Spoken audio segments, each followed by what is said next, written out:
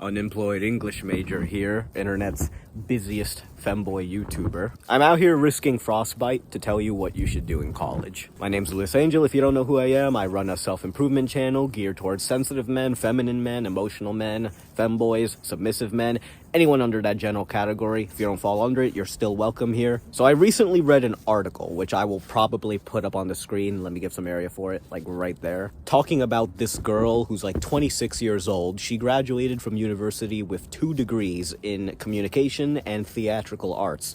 And now she's walking around New York handing out resumes like she did in high school for minimum wage jobs. And she doesn't qualify for any of them. After 2 bachelor's degrees, she doesn't qualify to be a barista in Starbucks in New York. Now, granted, that's in New York. You could definitely do that with 2 degrees anywhere else, pretty much. More closer to the point, I know what that feels like. I graduated from college with a bachelor's degree in English, and with just the bachelor's degree, no internships, no writing experience, you don't really qualify for anything. Now, of course, you can be like, well, didn't you know that already? No, I did know that. I did know that in order to be successful as an English major, you had to treat it like an engineering. You had to work just as hard as an engineering major. You had to apply for internships. You had to write every single day on your own time. You had to go to the newspaper club. You had to do all sorts of stuff in order to actually get a job as an English major, because just a degree wouldn't cut it. And I thought, yeah, I'm gonna do that. Like, I coped, like, yeah, I haven't done any of that in the past. I don't apply for scholarships or anything, but surely I'll do it now. Didn't do it. And now I sank all that time into it and all that money, and I don't really qualify for any jobs without any other experience. So going back to school for a 2-year associate's, which has a direct pipeline to work. I know it's naturally not a requirement for like a femboy to be procrastinating. You could be a hardworking femboy, and I like to think I'm becoming one of those, but if you're a sensitive guy, feminine guy, femboy, whatever, you probably aren't. You probably aren't very hardworking or disciplined. You're probably like pretty neurotic. Your emotions are all over the place. You let your emotions control your decisions, and as a result, you procrastinate a lot. You do a lot of degenerate things instead of doing the work you know you should. You don't have your delayed gratification muscle very strong. Your instant gratification muscle is very strong.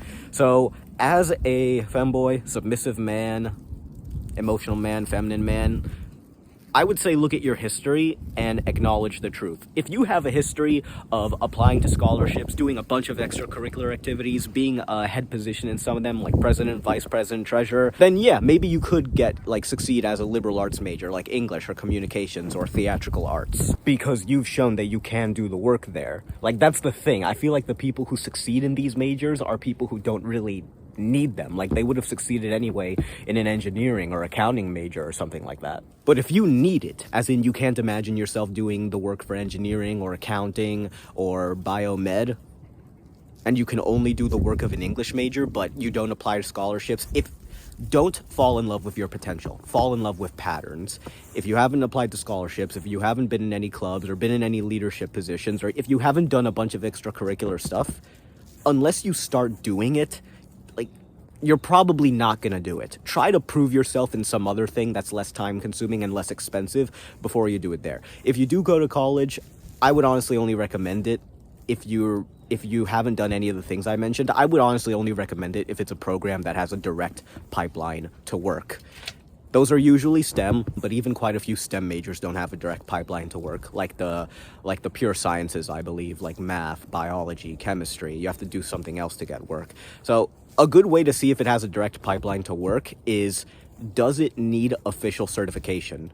You do need official certification to be an engineer, I believe, to be an accountant, and to be a physical therapist or an occupational therapist assistant. Any practicing medical personnel needs official certification, meaning that after you're done with the major, you still have to pass an exam in order to qualify, like a national or state level exam. That's usually a pretty good litmus test for if it has direct pipeline to work, is does it have official certification required at the end? And also there's, of course, just doing research. Like research, does it have a direct pipeline to work? And if college doesn't sound appealing to you, maybe consider trade school. I didn't really know too much about trade school when I was in high school, but if I had known more about it at the time, I definitely would have gone for it instead of a college degree. All right, I hope this taught you something. See you later, man.